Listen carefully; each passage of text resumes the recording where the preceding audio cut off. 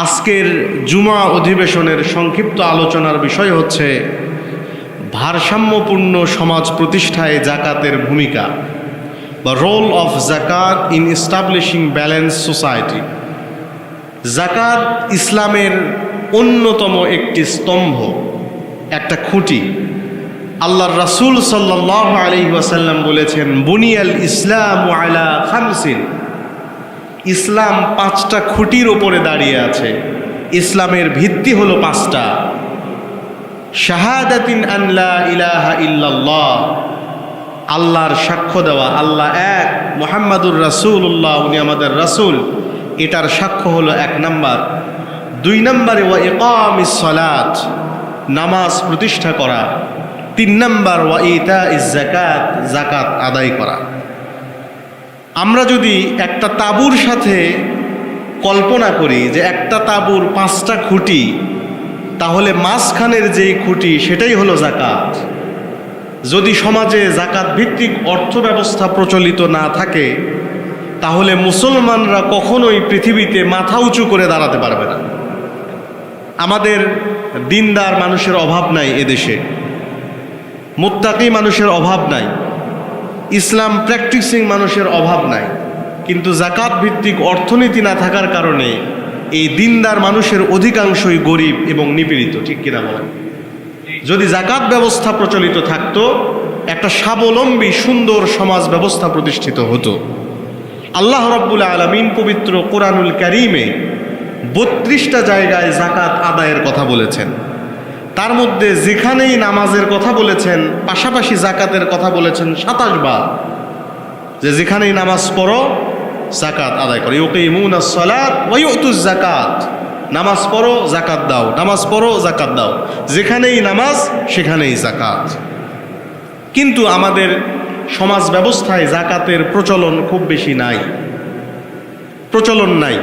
মানুষ জাকাত দেয়, কেউ কেউ দেয়, কিন্তু সবাই যে হিসাব করে রাষ্ট্রীয়ভাবে জাকাত ম্যানেজমেন্ট করবে এইরকম ব্যবস্থা আমাদের দেশে নাই। আমরা চাই এটা আমাদের রাষ্ট্রে হোক এবং আমাদের সমাজে একটা সুন্দর ভারসাম্যপূর্ণ অর্থনীতি প্রতিষ্ঠিত হোক।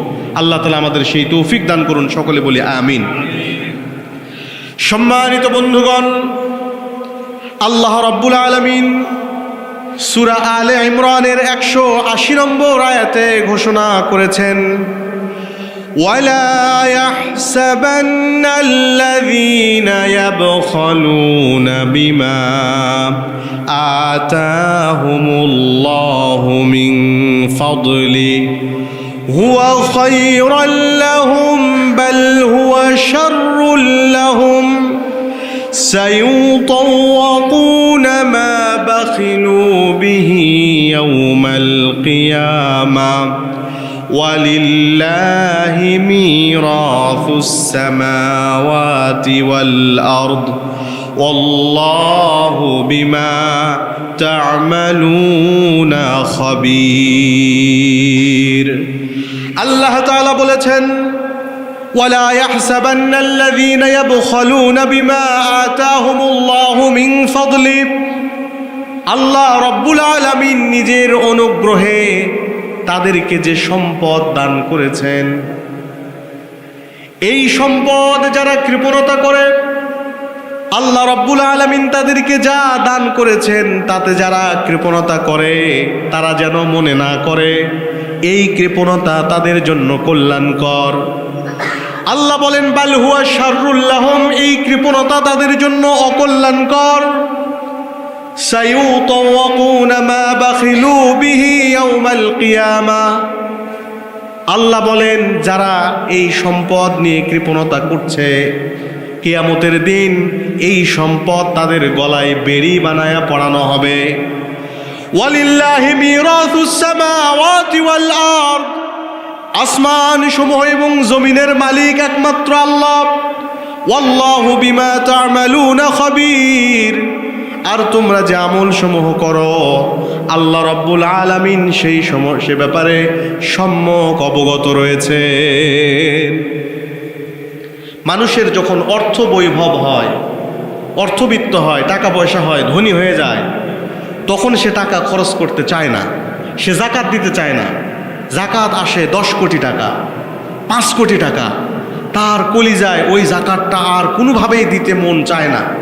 সে ওইটাতে বখিলতা করে, কৃপণতা করে এবং মনে করে এই জাকাত যদি আমি না দেই, যদি 10,000 টাকার লুঙ্গি শাড়ি কিনে দিয়ে কোনোভাবে মিটে যায়, সে মনে মনে আনন্দিত হয়, যা কিছু টাকা বাঁচলো। আল্লাহ বলেন বাল হুয়া শাররুল লাহুম, ও মুসলমান, এটা তোমাদের জন্য কল্যাণকর নয়, এটা তোমাদের জন্য অকল্যাণকর, অমঙ্গলজনক। বরং কিয়ামতের দিন যখন উঠবা, সায়ুতাওকুনা, ইনডিড, অবশ্যই আল্লাহ রাব্বুল আলামিন যেগুলোর যাকাত দাও নাই এই সম্পদ দিয়ে বেড়ি বানাবে, ডান্ডা বানাবে। কিয়ামতের দিন এই ডান্ডা বেড়ি পড়ায়া তোমাকে কিয়ামতের মাঠে উঠানো হবে। পৃথিবীর অন্য যত আমল আছে এগুলোর শাস্তি হবে জাহান্নামে যাওয়ার পরে, হিসাব শেষ, তারপরে শাস্তি। আর যাকাত আদায় না করলে তাকে উঠানোই হবে ডান্ডা বেড়ি পড়ায়া আসামি অবস্থায়। লক্ষ লক্ষ কোটি কোটি মানুষ কিয়ামত দিবসে, তার মধ্যে যদি আমাকে ডান্ডা বেড়ি পড়ায় উঠানো হয়, এটা কি সম্মান নাকি অসম্মান? কতটা অসম্মান! আল্লাহ আমাদেরকে হেফাজত করুন। মানুষ মনে করে it is better for him, এটা তার জন্য ভালো, টাকাটা বেঁচে গেল। কিন্তু আল্লাহ বলেন, বান্দা তুমি এটা মনে করতেছো, rather it is worse for you, এটা তোমার জন্য চরম অকল্যাণকর, অমঙ্গলজনক। তুমি যাকাতটা যদি দিয়ে দাও, এটাই তোমার জন্য কল্যাণকর। সহিহ বুখারীর 1403 নম্বর হাদিসে আল্লাহর হাবিব সাল্লাল্লাহু আলাইহি ওয়াসাল্লাম বলেছেন, মান আতাহুল্লাহু মালান, আল্লাহ রাব্বুল আলামিন যাকে সম্পদ দিয়েছেন, ফালাম ইউআদ্দি যাকাতাহু, কিন্তু সেই সম্পদের যাকাত আদায় করে নাই, মুসিলা লাহু ইয়াউমাল কিয়ামাতি শুজাআন আকরা, আল্লাহ বলেন কিয়ামতের দিনে এই সম্পদগুলোকে আল্লাহ তাআলা একটা টাক মাথাওয়ালা বিষধর সাপে পরিণত করবেন। এই সাপ তার গলায় পেঁচায় দেওয়া হবে। সাপটা গলায় পেঁচানোর পরে তার 2 চোয়ালে এই সাপ কামড় দেবে। কামড় দেওয়ার পরে বলবে, আনা কানজুক, আনা কানজুক, আনা মালুক, আমি তোমার দুনিয়ার সেই সম্পদ, আমি তোমার দুনিয়ার সেই ব্যাংক ব্যালেন্স, সেই ফিক্সড ডিপোজিট যার যাকাত তুমি দাও নাই, আজকে সাপ হয়ে আমি তোমার চোয়ালে দংশন করছি। আল্লাহর হাবিব বলেন, শুজাআন আকরা, খালি সাপ নয়, বলছে টেকো সাপ, বোল্ড স্নেক। টেকো সাপ মানে কি? বলছে এই সাপের বিষ এত বেশি, এইটা এত ভেনোমাস যে সাপের মাথায় যে ছোট ছোট লোম থাকে, এই সাপের মাথায় কোনো লোম থাকবে না। এত বিষধর সাপ, এটা মানুষের চোয়ালে কামড় দেবে। আল্লাহ মুসলমানদেরকে সাবধান করে দিয়েছেন। সূরা তাওবার 34-35 নম্বর আয়াতে আল্লাহ তাআলা বলেছেন, ওয়াল্লাযীনা ইয়াকনিজুনা আয-যাহাবা ওয়াল ফিদ্দাতা ওয়া লা ইউনফিকুনাহা ফি সাবিলিল্লাহ, যারা সোনা এবং রূপা পুঞ্জীভূত করে, জমা করে, কিন্তু আল্লাহর রাস্তায় খরচ করে না, যাকাত আদায় করে না, আল্লাহ বলেন, ও নবী, ফাবাশশিরহুম বিআযাবিন আলীম, আপনি তাদেরকে আযাবের সুসংবাদ দেন। আচ্ছা ভাই বলেন তো, আযাবের কি সুসংবাদ হয় না দুঃসংবাদ হয়? আল্লাহ যে বললেন সুসংবাদ, আল্লাহ আইরনি করেছেন। আযাবের তীব্রতা এত বেশি যে আল্লাহ বলছেন, বান্দা খালি অপেক্ষা করো, খালি মৃত্যুবরণ করো আর কিয়ামতের মাঠে ওঠো, তারপরে দেখো তোমার জন্য কি আযাব আছে। পরের আয়াতে আল্লাহ বর্ণনা করছেন, ইয়াউমা ইউহমা আলাইহা ফি নারি জাহান্নাম, তোমার যে সোনা রূপা দুনিয়াতে ছিল, এই সোনা রূপাকে আল্লাহ রব্বুল আলামিন জাহান্নামের আগুনে গলায়া খুন্তি বানাবেন। তারপরে ফাতুকুয়া বিহা জিবাহুহুম, তাদের ললাটে সেক দিবেন, ওয়া জুনুবুহুম, পাজরে সেক দিবেন, ওয়া যুহুরুহুম, তাদের পিঠে সেক দিবেন। তাহলে অবস্থা কি ভালো না খারাপ? খারাপ। এজন্য যাকাত আদায় করতে হবে। যাকাত নিয়ে কোনো কম্প্রোমাইজ করা যাবে না, এবং যাকাত আদায় করতে হবে হিসাব করে। জোরে বলেন, কি করে? হিসাব করে যাকাত দিতে হবে, আন্দাজে না। 10,000 টাকার শাড়ি লুঙ্গি কিনে নিয়ে যাকাত দিলেন, যাকাত হবে না। মানুষ যদি উলঙ্গও থাকে, এটা আপনার দায়িত্ব নয় যে যাকাতের টাকা দিয়ে লুঙ্গি কিনে মানুষকে লুঙ্গি দিবেন। আমি ছোটবেলায় আমার বাবার সাথে নিউ মার্কেটে এসেছিলাম। তো তখন বড় একটা দোকান ছিল, এখন আছে কিনা জানি না। ওখানে লেখা আছে যে এখানে জাকাতের কাপড় পাওয়া যায়। তখন তো ছোট মানুষ ছিলাম, বুঝতাম না। আমি চিন্তা করলাম যে জাকাতের কাপড়, এইটা আবার কি কাপড়? আমরা যে কাপড়গুলো পরি এগুলো তো জাকাতের না, তাহলে জাকাতের ওইটা কি ডিফারেন্ট কোনো কাপড় কিনা, এরকম চিন্তা ছিল। পরে দেখলাম যেগুলো দামে কম, মানে ভালো, পাতলা ফুরফুরা, এগুলো হলো জাকাতের কাপড়, কম টাকায় পাওয়া যায়। জাকাত আসছে 5 লাখ, উনি 10,000 টাকার শাড়ি লুঙ্গি কিনে নিয়ে এসে জাকাত দিচ্ছে। আরে 5 লাখ টাকা হিসাব করে যদি 5 লাখ হয়, 5 লাখ টাকাই জাকাত দিতে হবে। এখানে কম বেশি করার কোনো সুযোগ আল্লাহ রাব্বুল আলামিন রাখেন নাই। এখন প্রশ্ন হলো জাকাত কিসের উপরে হবে, কার উপরে জাকাত ফরজ? জাকাত ফরজ হবে সোনা এবং রূপার উপরে, gold and silver in it's any form.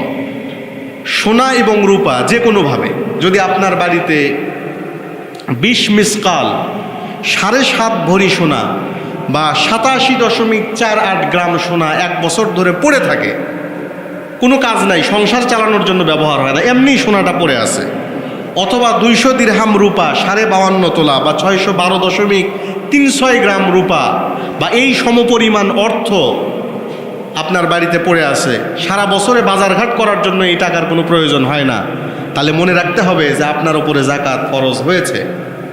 জাকাতের হিসাব এই মাসের 21 তারিখের রূপার হিসাব করে আমি একটা হিসাব করেছি যে তাতে যার বাড়িতে 2,36,250 টাকা, 2.25 লাখের মতো হচ্ছে আর কি, মোরাললেস, যদি এই পরিমাণ টাকা পড়ে থাকে, সেটা হতে পারে খালি টাকা পড়ে আছে, অথবা ব্যাংকে ফিক্সড ডিপোজিট করেছেন, অথবা সঞ্চয়পত্র কিনেছেন, অথবা বন্ড কিনেছেন, যে কোনো উপায়ে হোক এই টাকাটা যদি উচ্ছিষ্ট থাকে, উদ্বৃত্ত থাকে, তাহলে এই ব্যক্তির ওপরে জাকাত ফরজ হয়েছে। এরপরে জাকাত কিসের উপরে ফরজ হয়? পালিত পশু, কারো খামার আছে, অনেক ছাগল, উট, দুম্বা, এগুলোর খামার আছে, এটার রেশিও আছে, রেশিও অনুযায়ী জাকাত আদায় করতে হবে। যাদের ব্যবসা প্রতিষ্ঠান আছে, ব্যবসার পণ্যের যে মূল্য, সেই মূল্য যদি এই 2,36,000-কে ক্রস করে, এটার উপরে জাকাত আদায় করতে হবে। জাকাত কত টাকা করে দিতে হবে? 2.5%, 2 শতকরায় 2.5 টাকা করে। এখন একজনে বলতেছে যে হুজুর সেই সময় কি পার্সেন্ট ছিল? আল্লাহ রাসূলের সময় তো পার্সেন্ট ছিল না। বুঝতে পারছেন? তার মানে না দেওয়ার ধান্দা, যাতে না দেওয়া যায়। পার্সেন্ট ছিল না, আল্লাহ রাসূলের সময় ভাগ ছিল। আল্লাহ রাসূল বলছেন 40 ভাগের 1 ভাগ। তো 40 ভাগের যদি 1 ভাগ হয়, 100 ভাগের কয় ভাগ হচ্ছে বলেন? 2.5 ভাগ। তো এটা তো সহজ হিসাব।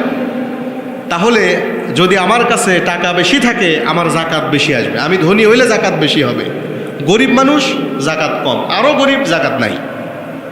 এর স্ট্র্যাটেজি হচ্ছে more you cost less you pay, less you cost more you pay. তুমি ধনী বেশি, তোমার জাকাত আসবে, জাকাত দিতে হবে।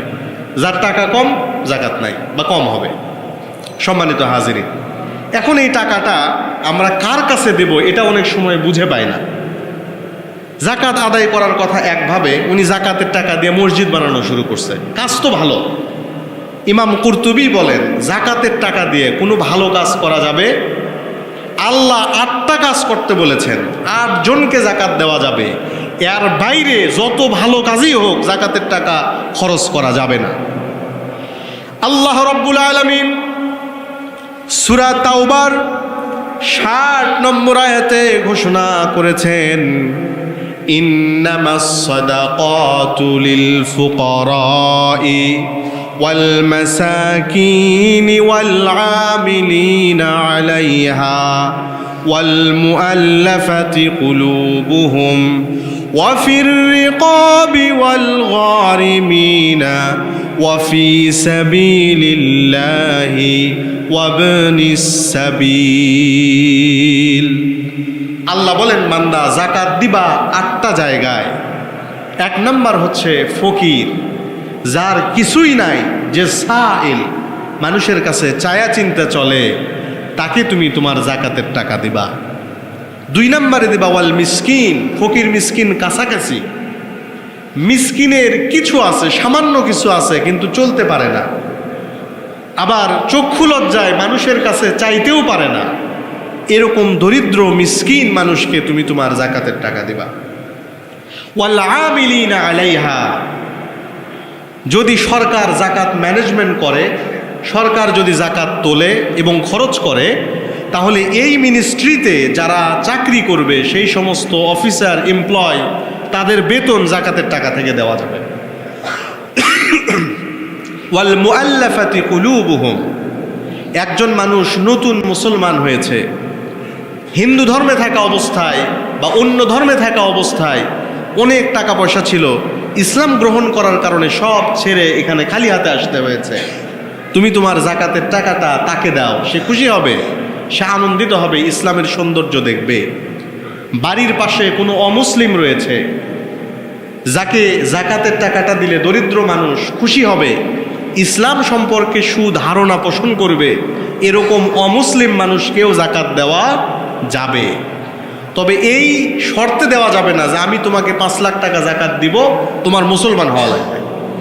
ব্যাপারটা এমন নয়, বরং ইসলাম সম্পর্কে তার একটা ভালো ধারণা তৈরি হবে যে মুসলমানরা ভালো হয়, আমি অন্য ধর্মের মানুষ, তারপরেও আমার এই মুসলমান ভাই আমার খোঁজ নিয়েছে, এইটুকু যদি সে মনে করে, খুশি হয়, তাহলে তাকে যাকাত দেওয়া যাবে।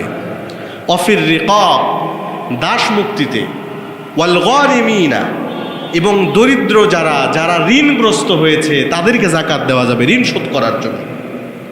এখন এই ঋণ কাদের ঋণ?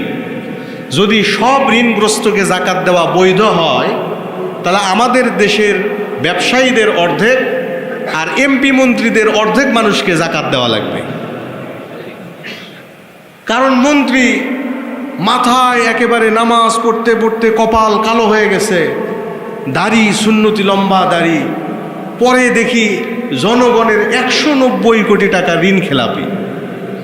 তো এরও তো ঋণ আছে, একেও তো যাকাত দিলে এ যাকাত খাইতে পারবে। তো এইরকম ঋণ খেলাপিকে যাকাত দেওয়া যাবে না, সে ঋণগ্রস্ত নয়, বরং এমন ঋণগ্রস্ত যেই মানুষটা সত্যি সত্যি তার সংসার পরিবার চালাতে পারে না, সত্যি গরিব মানুষ, এই পরিবার চালাতে যে সে ঋণ করে ফেলছে, তার ঋণ শোধ করার জন্য যাকাত দেওয়া যাবে। কিন্তু যে শখ করে তার কোম্পানিটাকে আরও বড় করতে চায়, আরও লাক্সারি কিছু করতে চায়, এই জন্য ব্যাংক থেকে ঋণ নিয়েছে, তাকে যাকাতের টাকা দেওয়া যাবে না। ওয়াফি সাবিলিল্লাহ, আল্লাহর রাস্তায়, আল্লাহর রাস্তায় মানে যারা জিহাদে নিয়োজিত রয়েছে, ফিলিস্তিনে মানুষ জিহাদ করছে, কাশ্মীরে মানুষ জিহাদ করছে, তাদের যে অর্ডিন্যান্স, যে সামরিক সমরাস্ত্র, অস্ত্র এবং অন্যান্য যে খরচ আছে, এই খাতে তাদেরকে যাকাত দেওয়া যাবে। তো আমাদের দেশে তো জিহাদ নাই, আমাদের দেশে এই জিহাদের আরেকটা প্রকার আছে, সেটা হচ্ছে ইলম অর্জন। আল্লাহ রসুল বলেন, যারা জ্ঞান অর্জন করে, দিনের জ্ঞান অর্জন করে, এটাও একটা জিহাদ। এই জন্য যে সমস্ত মাদ্রাসায় ছেলেরা পড়ালেখা করে, দরিদ্র জ্ঞান চর্চা করে, ইলম চর্চা করে, ইসলামের চর্চা করে, এই সমস্ত মাদ্রাসায় লিল্লাহ ফান্ডে যাকাতের অর্থ দেওয়া যাবে। কিন্তু এই টাকা দিয়ে আবার হুজুরদের বেতন দেওয়া যাবে না।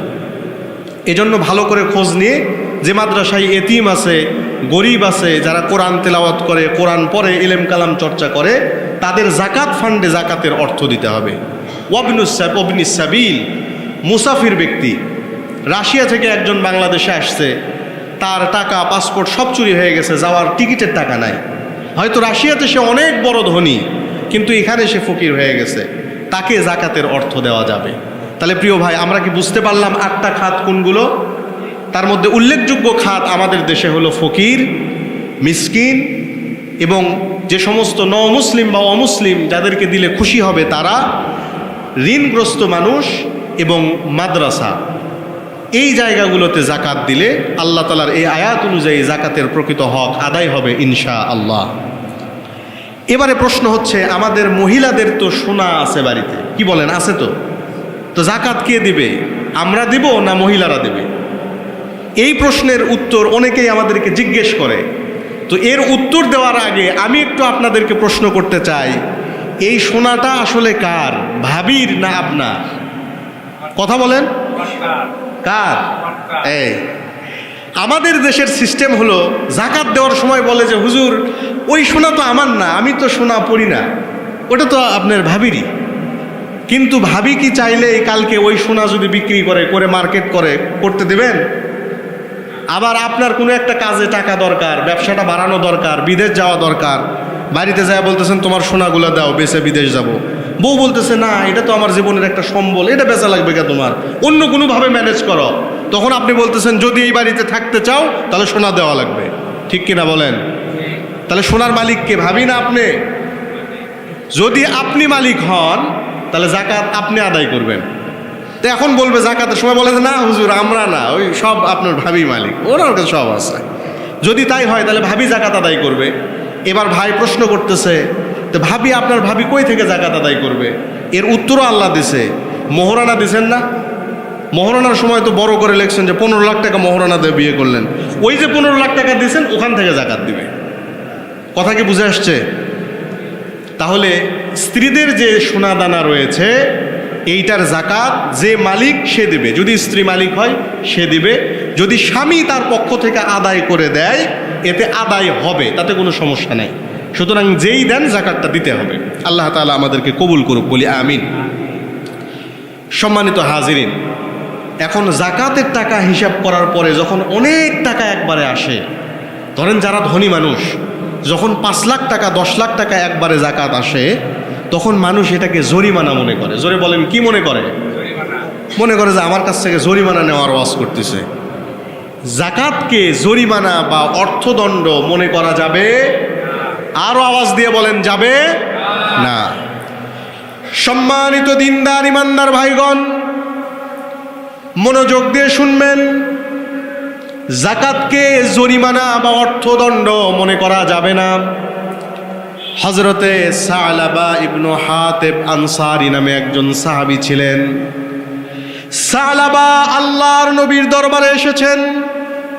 আল্লাহর নবীকে বললেন, ইয়া রাসূলুল্লাহ, ওগো আল্লাহর রাসূল, উদউল্লাহ আইয়ারযুকানি মালা, আপনি একটু আল্লাহর কাছে দোয়া করেন আল্লাহ যেন আমাকে অনেক সম্পদশালী, অনেক ধনী বানায় দেন। আল্লাহর হাবিব তাকে বললেন, ওয়াইহাকা ইয়া সালাবা, ও সালাবা তোমার জন্য আফসোস, তুমি কেন সম্পদ করছো, তুমি কেন ধনী হতে চাচ্ছ? যদি কোনো মানুষের সম্পদ অল্প থাকে আর সে যদি এটার জন্যই আল্লাহর কাছে শুকরিয়া আদায় করে, এই সম্পদ নিয়েই যদি সে সন্তুষ্ট থাকে, আল্লাহ রাব্বুল আলামিন বলেন এই সম্পদই তার জন্য কল্যাণকর, তুমি ধনী হইও না, তুমি চলে যাও। সালাবা চলে গেলেন। কিছুদিন পরে সালাবা আবার আল্লাহর রাসূলের কাছে এসে বললেন, ওগো নবী, উদউল্লাহ আইয়ারযুকানি মালা, আপনি একটু আমার জন্য আল্লাহর কাছে দোয়া করেন আল্লাহ যেন আমাকে ধনী বানায় দেন। নবী এবার তাকে আবার বুঝালেন, ও সালাবা, ওয়াইহাক, তোমার জন্য আমার আফসোস। ও সালাবা, তুমি ধনী হতে চেও না, আমার জীবন যাপন কি তোমার পছন্দ নয়? আমি নবী মুহাম্মদুর রাসূলুল্লাহ, এই পৃথিবীর শ্রেষ্ঠ মানুষ, আমি যদি আল্লাহর কাছে দোয়া করতাম এই মক্কার পাহাড়গুলো সোনা আর রূপা হয়ে যেত। সালাবা, কিন্তু আমি এই জীবন পছন্দ করি নাই। আমি তো বলেছি আল্লাহুম্মা ইন্না আইশাল আখিরাত, আমাদের জীবন তো আসলে আখিরাতের জীবন। সালাবা, তুমি ধনী হতে চাও না, তুমি চলে যাও। সালাবা চলে গেল। তৃতীয়বার আবার আল্লাহর নবীর কাছে এসে বলে, ও নবী, উদউল্লাহ আইয়ারযুকানি মালা, ও নবী আপনি একটু আল্লাহর কাছে দোয়া করেন আল্লাহ যেন আমাকে ধনী বানায় দেন। আল্লাহর নবী বললেন, ওয়াইহাকা ইয়া সালাবা, ও সালাবা, তোমার জন্য আমার আফসোস, তুমি কেন ধনী হতে চাও? সালাবা বলে, ও নবী, আমি তো আমার জন্য ধনী হতে চাই না। ওয়াল্লাহি, আমি সালাবা আল্লাহর কসম করে বলছি, লা ইন আতানি আল্লাহু মালা, আল্লাহ যদি আমাকে ধনী বানায় দেন, আল্লাহ যদি আমাকে সম্পদশালী করেন গো নবী, লাউতিনা কুল্লাযী হাক্কিন হাক্কাহু, আমি সব গরিব দুঃখীদেরকে এই টাকাগুলো দান করে দিব, আর বেশি বেশি করে সওয়াব কামাই করব। আল্লাহর নবী তৃতীয়বার এবার আল্লাহর কাছে দোয়া করলেন, আল্লাহুম্মা রযুক সালাবা মালা, আয় আল্লাহ তুমি সালাবাকে ধনী বানায় দাও। সালাবার ছিল ছাগলের খামার, উটের খামার। সালাবা ধনী হওয়া শুরু করলো। ছাগলের পরিমাণ এত বেশি হলো, উটের পরিমাণ এত বেশি হলো, মসজিদে নববীর কাছে তার যে খামার ছিল এই জায়গায় আর উট ধরে না, ছাগল ধরে না, দূরে যে একটা খামার করলো। সালাবা আগে 5 ওয়াক্ত নামাজ মসজিদে নববীতে পড়তো, এখন দূর হওয়ার কারণে 5 বার আর আসতে পারে না, 2 বার আসে, 3 বার আসে, কখনো কখনো 1 ওয়াক্ত নামাজে আসে। কিছুদিন পরে ছাগল উট আরো বেড়ে গেল, খামারটা আরো বড় করা প্রয়োজন। মদিনা থেকে গ্রামে চলে যে সালাবা বড় একটা খামার বানালো। আগে আসতো প্রতিদিন 1 বার 2 বার মসজিদে নববীতে নামাজ পড়তে, এখন সপ্তাহে 1 দিন শুধু জুমার দিন আসে। খামার আরো বড় হয়ে গেছে, আরো দূরে চলে গিয়েছে, এখন সালাবা আর মসজিদে নববীতে আসে না। আল্লাহর হাবিব তার সাহাবীদেরকে জিজ্ঞেস করলেন, ও আমার সাহাবীরা, তোমাদের ভাই সালাবার কি খবর? তাকে তো দেখি না। লোকেরা বলল, নবী সালাবা তো অনেক ধনী হয়ে গেছে, সে তো এখন অনেক বড় লোক, তার খামার তো মদিনা থেকে অনেক দূরে গ্রামে, এই দূরত্বের কারণে সালাবা আর আপনার সাথে দেখা করতে আসতে পারে না। নবী সালাবার জন্য আফসোস করলেন। কিছুদিন পরে যখন সূরা তাওবার 103 নম্বর আয়াত নাজিল হলো, খুয মিন আমওয়ালিহিম সাদাকা, আল্লাহ নবীকে বললেন, ও নবী আপনি মুসলিম বান্দাদের কাছ থেকে সাদাকা নেন, যাকাত নেন, তুতাহিরুহুম ওয়া তুযাক্কিহিম বিহা, এই যাকাত তাদের সম্পদকে পবিত্র করবে। আল্লাহর হাবিব সালাবার কাছে যাকাতের ফরমান লিখে পাঠালেন। সাহাবীরা যখন সালাবার কাছে যাকাত আনতে গেলেন, বুঝে থাকলে বলেন তো, সালাবা যে আজকে এত ধনী হয়েছে, সালাবার উট ছাগল এত বৃদ্ধি পেয়েছে, বলেন তো এই বৃদ্ধিটা তাকে কে দিয়েছে? আল্লাহ রাব্বুল আলামিন তাকে এত ধনী করেছেন। সালাবা নিজেও ওয়াদা করেছিল, আমি ধনী হলে গরিবদেরকে দান করব, কিন্তু যাকাতের ফরমান যখন চলে গেল, সালাবা এবার বলল, আমি তো যাকাত দিতে পারবো না, এটাকে সে জরিমানা মনে করলো। সে বলল, অমুসলিমরা মুসলিম রাষ্ট্রে থাকলে জিজিয়া দেয়, কর দেয়, আমি তো মুসলমান, আমি কিসের টাকা দেব, আমি কিসের যাকাত দেব, আমি দিতে পারবো না। নবীর সাহাবীরা সালাবার কাছ থেকে ফিরে আসলেন। নবীর কাছে আসার পরে যখন বললেন সালাবা যাকাত দিতে অস্বীকার করেছে, আল্লাহ রাব্বুল আলামিন সূরা তাওবার 75 নম্বর আয়াত নাজিল করলেন। আল্লাহ বললেন, ওয়া মিনহুম মান আহাদাল্লাহ, মুসলমানদের মধ্যে এমন কিছু মানুষ আছে যারা আল্লাহর সাথে ওয়াদা করেছিল, তারা বলেছিল, লা ইন আতানা মিন ফাদলিহি, আল্লাহ যদি আমাদেরকে সম্পদ দেয়, লানাসাদ্দাকান্না ওয়া লানাকুনান্না মিনাস সালিহিন, আমরা বেশি বেশি দান করব আর সালেহ বান্দা হয়ে যাব। আল্লাহ তাআলা এই আয়াত নাজিল করলেন আর নবীকে বললেন, ও নবী আপনি সালাবার যাকাত কবুল করবেন না। সালাবার একজন আত্মীয় মসজিদে নববীতে ছিলেন। এই আয়াত শোনার পরে দৌড়ে সালাবার খামারে গেলেন। যাওয়ার পরে বললেন, ইয়া সালাবা ওয়াইহাক হালাকতা, ও সালাবা তুমি তো ধ্বংস হয়ে গেছো, তোমার জন্য আফসোস, আল্লাহ তোমার জন্য কুরআনুল কারীমে আয়াত নাজিল করেছে। সালাবা এবার ভয় পেয়ে গেল। 500 ছাগল নিয়ে সাথে সাথে যাকাত নিয়ে আল্লাহ রাসূলের কাছে আসলো। আসার পরে বলি, ইয়া রাসূলুল্লাহ, ইয়া রাসূলুল্লাহ, ও নবী আপনি আমার যাকাতটাকে কবুল করেন। আল্লাহর নবী বলেন, সালাবা তুমি তো যাকাতকে জরিমানা মনে করেছো, আল্লাহ রাব্বুল আলামিন আমাকে তোমার যাকাত না নেওয়ার জন্য আদেশ করেছেন, আমি যাকাত নিতে পারবো না। আল্লাহর হাবিব সালাবার যাকাত কবুল করেন নাই। আবু বকর খলিফা হয়েছেন, সালাবা 1000 ছাগল নিয়ে যাকাত দেওয়ার জন্য এসেছে। আবু বকর বললেন, শোনো, আল্লাহর নবী যেই যাকাতকে কবুল করে নাই, আমি আবু বকর সেই যাকাতকে কবুল করতে পারি না। ওমরের সময় 2000 ছাগল নিয়ে এসেছেন, ওমরও একই কথা বলেছে, আল্লাহর রাসূল যেই যাকাত কবুল করে নাই, আমি সেই যাকাত কবুল করতে পারবো না। উসমানের সময় একই কথা উসমান বলেছেন, আল্লাহর রাসূল যেই যাকাত কবুল করে নাই, আমি সেই যাকাত কবুল করতে পারবো না।